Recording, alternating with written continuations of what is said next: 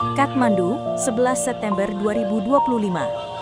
Hari ini, Nepal berada di tengah krisis sosial dan politik yang luar biasa. Ribuan anak muda, dikenal sebagai generasi Z, menentang keras kebijakan pemerintah yang mengatur dan sempat melarang beberapa platform media sosial populer. Protes yang berawal dari kebijakan itu kini meluas menjadi seruan yang lebih dalam. Anti korupsi, tuntutan transparansi, dan reformasi struktural dalam pemerintahan. Pada awalnya, pemerintah mengeluarkan larangan terhadap ratusan platform media sosial, termasuk Facebook, Instagram, WhatsApp, dan X. Meskipun larangan ini resmi dicabut dalam 2 hari, itu sudah memicu kemarahan luas dan menyulut protes besar-besaran, khususnya dari kaum muda yang merasa dibungkam dan kehilangan ruang ekspresi bebas. Ketidakpuasan ini mencerminkan frustrasi mendalam terhadap korupsi sistemik dan berbagai kegagalan pemerintahan dalam menyediakan lapangan kerja dan peluang ekonomi. Banyak demonstran menyebut ini sebagai revolusi generasi Z, seruan agar perubahan nyata dimulai dari tangan mereka. Protes berubah semakin keras saat polisi membuka tembakan terhadap massa di Kathmandu. Dalam insiden ini, sedikitnya 19-25 orang tewas dan ratusan lainnya, termasuk petugas, terluka. Demonstran merespon dengan menyerbu gedung-gedung pemerintah, gedung parlemen dan kompleks Singha Durbar yang menjadi markas Perdana Menteri dibakar. Bahkan rumah tokoh politik terkemuka diserang dan terjadi usaha kebobolan penjara yang menyebabkan tahanan kabur. Militer turun tangan untuk memulihkan keamanan, termasuk mengevakuasi tahanan kembali ke tahanan. Dampak dari kejadian ini, kekerasan dan kerusuhan politik memaksa Perdana Menteri Khadga Prasad untuk menyerahkan jabatan. Namun ia dikabarkan menghilang dari kediaman resminya setelah pengunduran diri.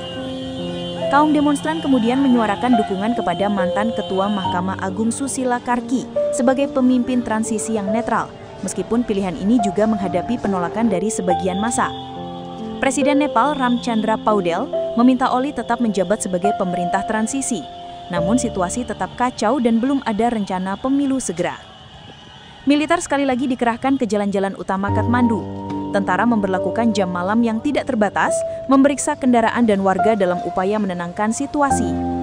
Demonstran dan perwakilannya telah bertemu dengan para petinggi militer, membahas pembentukan pemerintahan sementara demi menjaga stabilitas.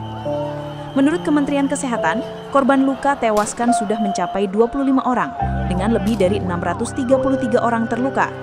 Banyak rumah sakit di ibu kota sedang mendata nama dan merawat yang cedera. Di sisi lain, jumlah tahanan yang kabur akibat kekacauan diperkirakan mencapai 13.500 orang, termasuk dari penjara-penjara di Kathmandu. Militer telah berhasil menangkap kembali sebagian besar dari mereka.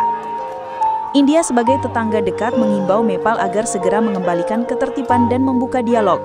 Sementara itu, kelompok hak asasi internasional menyerukan investigasi transparan atas penggunaan kekuatan mematikan terhadap demonstran.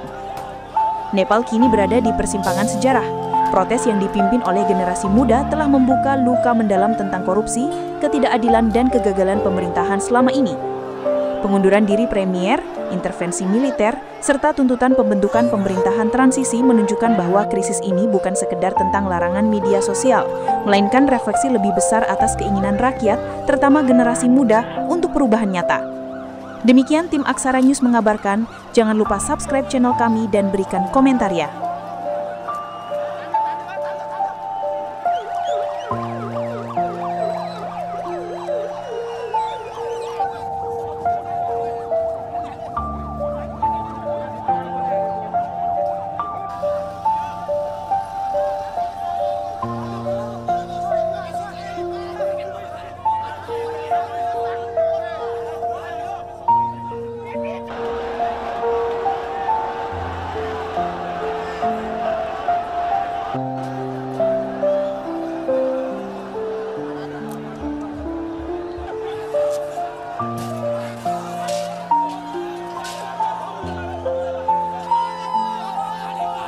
Bye.